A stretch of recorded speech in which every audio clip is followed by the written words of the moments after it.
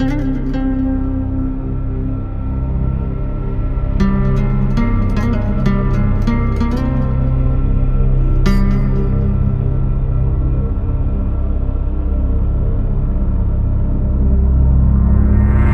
mapagpalang araw mga kalingap mga kababayan, at nandito ako muli kila Micaela at kumustahin natin. Siyempre kumustahin na rin natin yung kanilang kubo at ang kanyang pag-aaral. Kaya mga kalingap mga kababayan, tara samahan nyo kaming muli sa pagbisita sa ating isa sa beneficiary, and let's go.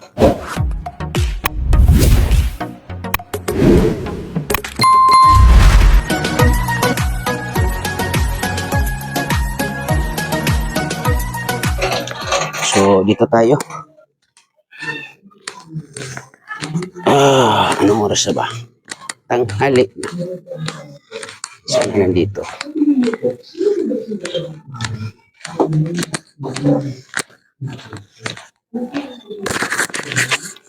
Ito po. Oh. Kumusta sila, ate? God bless, nene. Ikaw ba yung kapatid ni Mikay? Opo. Ano pangalan ni ate? Marcel po. Marcel. May asawa ka na? Okay. So ikaw ang sinundan ni Mikay. Micaela po. Okay, nasaan siya? Nandun po. At ito naman, ano nyo to? Bunso? Hindi po. Pinsan. Okay, si mama mo nandito? Opo. Okay. Baka pwede makausap. Anong pangalan ni ate? May po. Maymay. Ilan taon ka na? 9 years old. Nag-aaral. Opo. Anong grade? Grade 5. Grade 5. Mag-aral mabuti, ha? Yun. Oy, kumusta ate? Okay naman po. Baka pwedeng magkwentuhan tayo, ate? Marumi yung damit mo. Ayan mo yung marumi. God bless, nene. Yan, dikit Mikay, sa iyong damit. Magbibis daw muna yata si mama mo. Ano ba? Habis pa. God bless, nene. Ito. Ano ang pangalan nito? Ano pangalan mo? Rona. Ito ang bulso mo, ate. Opo. Okay. So, anong grade ka na, Rona? Grade 5. So, ito ba yung isa sa ampon mo, ate Jima? Na itong pamangkin mo, yan siya. Si Maymay. So, sino nagpaparal niyan? Kayo na rin? Tulong-tulong. Okay. So, sige ate, magbihis ka muna kung gusto mo magbihis. Kamusta si Mikay sa ngayon? Okay lang po tayo. Bakit gumaganda ka sa ngayon? May nagpapaganda na ba? Wala pa. Huwag ka muna mag-isip ng may magpapaganda sa'yo, ha? So, kumusta ang unang week ng pag-aaral? Okay lang naman po tayo. Anong grade ka na uli sa ngayon? Grade 8 po. Grade 8. So, yung mga gamit mo sa school, kumusta? Okay lang po. Okay lang. Wala bang kulang? Wala. Okay. So, isa po si Micaela, sa ating nabilihan ng mga gamit. So, kumusta ang inyong pamumuhay dito, Micaela? Mabuti naman po tayo. Nakakaraos naman sa pang-araw-araw. Opo. So, si mama mo ay ano yung pinagkakitaan sa ngayon? Or ano yung trabaho? Nagtitinda po ng bigas. Titinda ng bigas. Nagtitinda ng bigas. So, buti naman may paninda pa kayong bigas. Po, dinadalhan ko ng tita. Kumbaga parang angkat. Kumbaga dadalhin dito at ibibinta na lang ninyo. Opo. So, sana makakwentuhan natin si Ate Jima about sa kanyang pinagkakitaan kahit paano. So, ulitin ko, Micaela, sa iyong pag-aaral, kailangan lang ng sipag, tiyaga, at pagpupursigi. Kasi, isa ka sa, kumbaga, pag-asa ni mama ninyo. Sa 5 ninyong magkakapatid, ang dalawa may asawa na, tama? 4 po kami. 4 kayo. Okay, sorry sa 5. 4 pala kayo magkakapatid. So, ang dalawa, may anak na. So, may asawa na rin. Okay. So, kaya nga, ulitin ko, ikaw ngayon ang pag-asa ni mama mo. Kaya kailangan magsumikap at magtiyaga sa pag-aaral. Yan ang pinaka-importante. Lalo ngayon ay medyo malayo-layo pa ang tatahakin mo sa pag-aaral ninyo. Sana okay na si mama mo. So sa ngayon, nasabi mo naman na nakakaraos naman sa pang-araw-araw, pero sa tingin mo, hindi naman nahihirapan si mama mo? Yan po. Minsan po nahihirapan. Minsan nahihirapan, lalo na nagiinom pa siya ng gamot, di ba? Opo. Sabi. Ganun lang, uli. Ano man yung hirap, huwag alintana, huwag yun ang maging daan para mahinto sa pag-aaral. Okay? Kasi ikaw ay nangangarap bilang isang Ay, talagang po. flight attendants. So, grabe, di ba? Mga pangarap ninyo ay napaka matataas. Baka pwede patawag si mama mo. O, ayan, dito na yung magnanay. Bakit parang magkamukha kayo? Mag-ina, siyempre tayo. Oo nga pala. So, yun nga, Ate Jima, no? 4 pala silang magkakapatid, tama?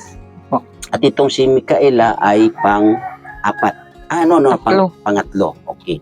So, ang bunso ay yun nga, Zero na. grade Opo. 5 na, no? Grade 5 na. Oh, grade 5. So, dalawa silang nag-aaral. Opo. So, sa dalawa mo, ate, bali 3. Tatlo. Bali 3. Kasi yun nga, yung ano yun, pamangkin mo ba Yung yun? isa gani, nag-aaral din naman yung may anak. Nag-aaral din yun, yung may anak. Yung Nandito na nakita naman ko, sa akin. inabutan ko. Grade Dito na naman 11. sa'yo. Oh, Balik siya. nagbalik sa grade 11. So, maliban Patuloy dyan na. sa iyong suporta, may nagsusuporta naman sa kanya, di ba? Hindi man masyado paano na lang. So, paano yung tatay nito nung anak niya? Okay naman sila. Okay naman sila. Minsan Anong trabaho ng lalaki? Hindi po alam. Ay, hindi mo rin alam. Ala, Kansanis lang. bakit hindi mo alam? Dapat inaalam mo yung sitwasyon din May ng alam lalaki. Pero umuwi naman dito. Nung Sabado. Pumupunta dito. Nung Sabado po. Yung nakaraang Minsan. Sabado pa. Okay. So, yun nga pala ay sa ngayon 3 ang nag-aaral mo at meron pang isa. Yung ampon na pamangkin mo. Okay. Opo. Anong pangalan no? Si Maymay. May si Maria Rose. So ulitin ko, itong anak na to or batang ito na si Maymay, saan mo ito naging pamangkin? Sa kapatid Kapatid mo? ko. Sa kapatid mo mismo. Lalaki o babae? Lalaki. Patay na yung lalaki. Ang kapatid ko. Patay na. So, oo nga pala, no, naalala ko. Nahulugan ng nyug. Yung nahulugan ng nyog. Sa ulo. Na naging asawa ni Panis. Vanessa. Yun, okay. So, ang naging asawa ni Vanessa na isa sa napabahayan din dito sa barangay ng Gimagaan, ay kapatid mo pala yun. Kapatid ko. So, tama naman, naalala ko pala no, na mayroon ka palang kwentong ganon. So, ang nanay ng bating ito nasaan? Doon, sa Manila na po. May ibang pamilya. May ibang pamilya na. Hindi naman siya Hindi naman siya. Buti, nakita or nakilala ng bata yung nanay. Nakilala naman niya po. Okay. Sige. So, ganun pala. Pero hindi naman. Ang ano lang pala dyan ay hindi sumusuporta. Yun lang, May mahirap. pamilya naman po kasi. Pero ganun Doon naman, na kahit sabihin na may pamilya na, Ayaw po. kahit pa paano, padala-200 isang buwan, di ba? Kung talagang iniisip yung anak, di ba? Opo. Total bata pa naman yan, malaking tulong na sana sa bata. Pero ganun pa man, nasa inyong poder, ganun na lang, tulong-tulong na lang. So sa ngayon pala, ang mag-aaral mo ay 3. Yung iyong may anak na, nag-aaral na grade 11, and then itong si Micaela na grade 8. At grade 5. At grade 5. Dalawang grade 5. grade 5 yung Diba? si Maymay. So, paano mo yan, Ate Jima, na kumbaga nare-resolve yung mga pangailangan nila? Mahirap po ang Pero kakayanin. Kinakaya na lang. Opo. Mahirap man, pero kinakaya na lang. So, yun nga, kasi nabanggit ni Micaela na may na negosyo na bigas, tama? So, ano yung bigas na yan? Ulitin ko, ano yan, dinadala sa'yo ng Opo, walang inuutang bayad? ko muna po. Inuutang ko muna. Okay. Tapos pag naibenta na ako, yan. Tsaka mo naman babayaran sa kanila.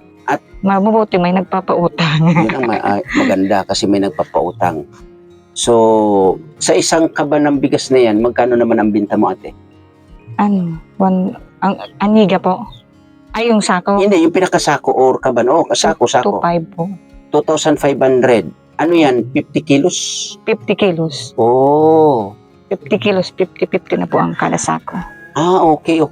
So, sige, pag meron akong dumating na na naman at pang-ayuda, so ang plano ko ay 5 kilos bawat ahatira ng kunting tulong. So, hayaan mo pag sa'yo ako bibili ng 50 kilos na bigas para at least kahit paano. Yung sa 50 kilos na bigas na yun, magkano naman ang para sa'yo doon? May naman po ako doon, mga 300. 300 pesos. Oh, okay na yun. Pang ulam-ulam ng sa school. So, may mga, saan ka pa noon? Kung sa isang araw ay nag-meeting na nga may bayaran. may bayaran na naman. Oo, bayaran na. Mga Naku. project, ganyan. Pagkalog po ng project nila. Kada project, 100. Grabe, no? Opo. Hindi talaga maiwasan yan. Opo. Nag-aaral, siyempre. Oo. Kailangan So, may babayaran ka naman, Micaela. Magkano na naman sa palagay mo? 100. 100 pesos. Nako, kayang-kaya na ni mama mo yan. Oo, kayang-kaya na ni mama mo. So, ang inyong munting kubo na to, ate, kamusta naman? Okay naman po. Okay naman. Hindi ba kayo inaabot ng tubig or Hindi high pa tide? naman po ngayon umuulan. Oo nga. Ngayon pa lang konti man lang po. Pero pag as in tagulan na tagulan, hindi na kayo inaabot dito. Hindi ng- naman po medyo Oo, taas kasi dito. medyo mataas na nga, So, dyan sa bigas mo na negosyo, ate, sa isang kaban ka mo ay 300. Sa isang linggo, nakakailang kaban ka naman? Minsan matumal tayo. Minsan matumal lang minsan. Minsan naman. Sa semana, sa sako. Sa isang linggo, isang kaban. Ay, grabe, no? Minsan matumal tayo. Ano kaya, kung sa bagay, kung i-online mo naman, i-deliver mo, wala, gagastos pa rin. Dito lang yung mga kapitbahay ko. Kumbaga, paikot-ikot na lang dito. Minsan inuutang nila. Pag Sabado naman, babayaran nila. Tsaka ko naman ibibigay saan. Abay, kailangan dyan, ate, sigurado lagi. Kasi mahirap na, di ba? Opo. Na Mayroon baka parang mamaya, utang na oo, galit pa pag siningil. Paano yan? Kung halimbawa, ganun yung mangyari at paano yung ibabalik ko, mo? nagdidilinsya kita pang bili ng gamot. Sa Lunes, check up ko na naman. Bibili na naman gamot. So sa isang pagpapacheck up mo, ate, ano yan? Every month na nagpapacheck up ka? 3 months. Every 3 months. Opo, 3 months. So sa every 3 months mo na pagpapacheck up, mga magkano ang nagagastos mo dyan? Sa gamot ay, Lahat-lahat na. mahal ng gamot ay. Kada bili ko buwan-buwan po. Ang 4K tayo, ublas. Ang 4K tapos, ay grabe, no? Kasabay na dyan pamasahe. Lahat-lahat na. Sa 4,000 tapos para sa gastusin mo sa Opo.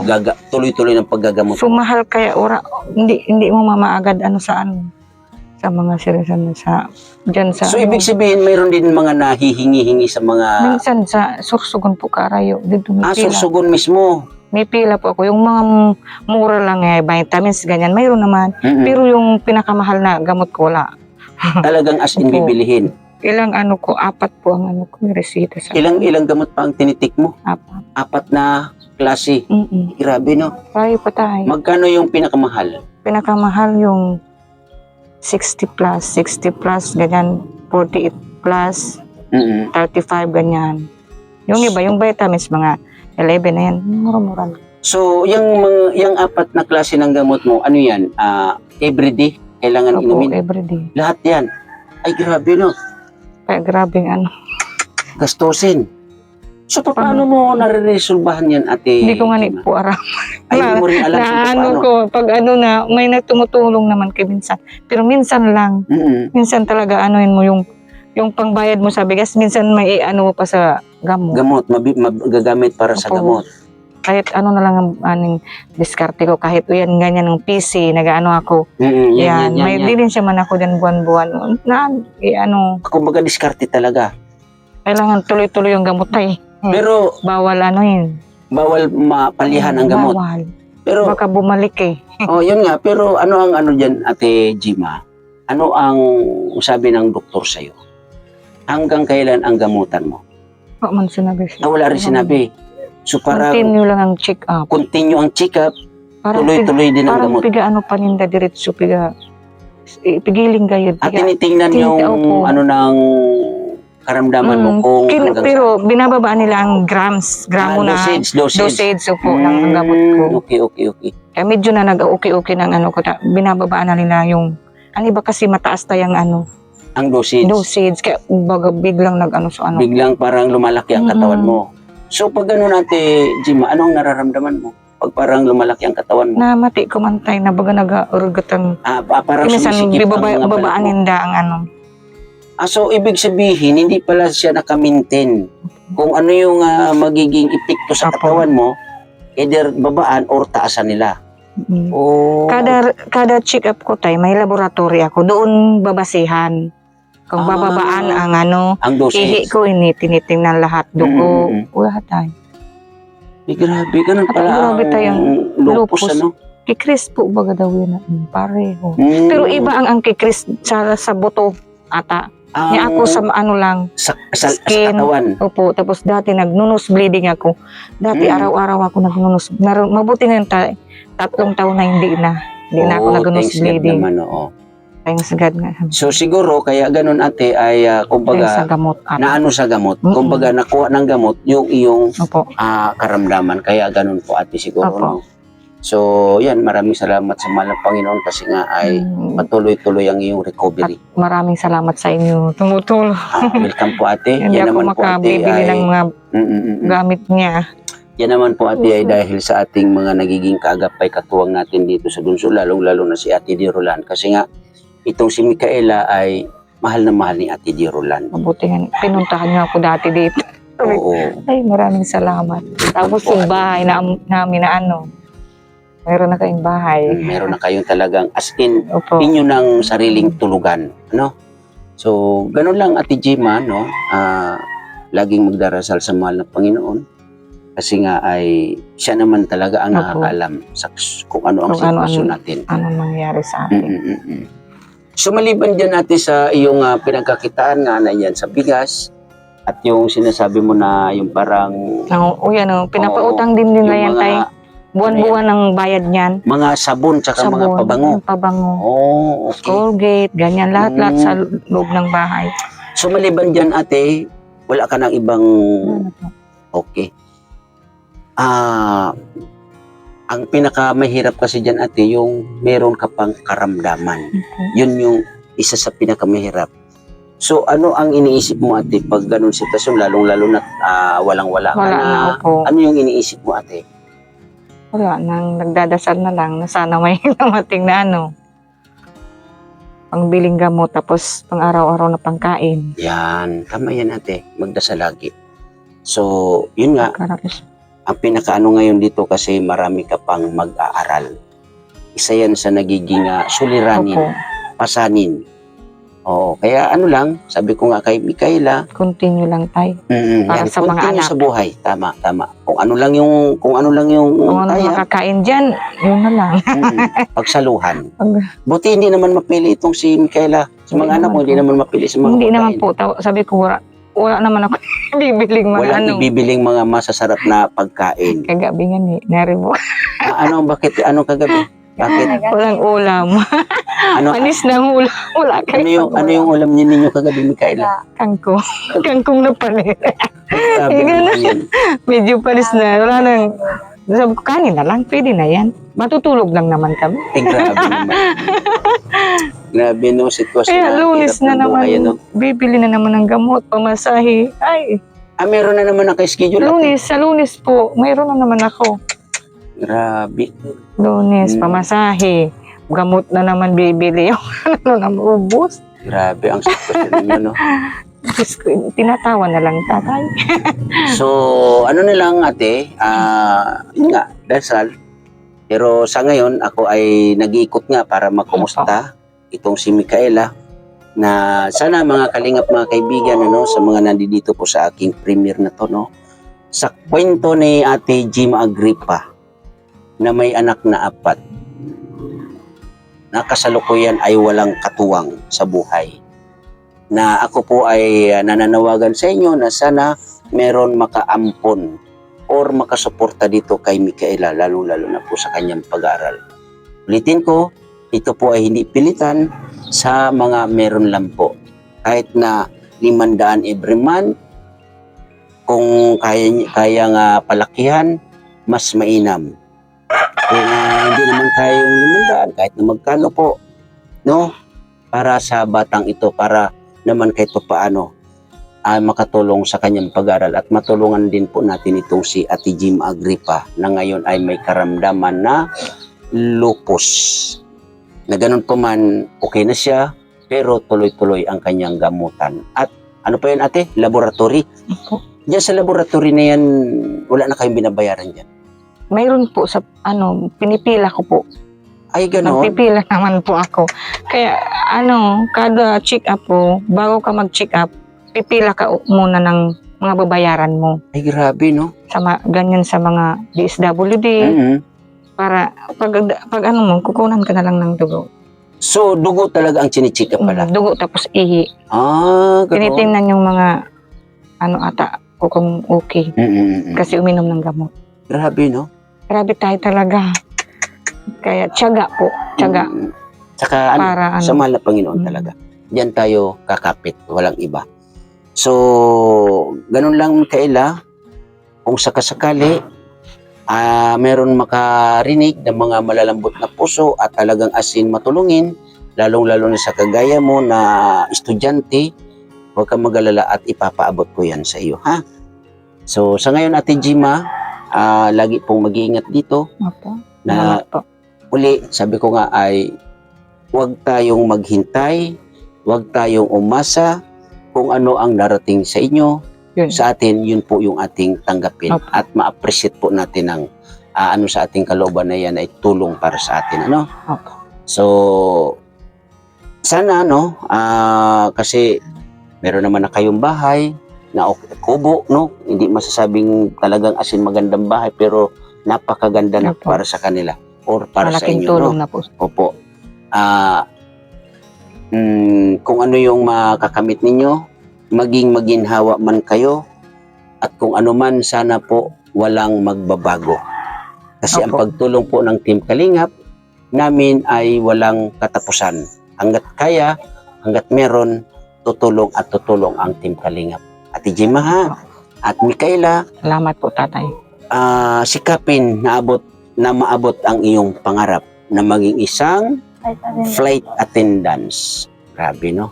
So, dasal lang Ate Jim Agripa na sana yung iyong anak na natingga rin sa pag-aaral na ngayon ay magpapatuloy sa pag-aaral ay magtuloy-tuloy na rin.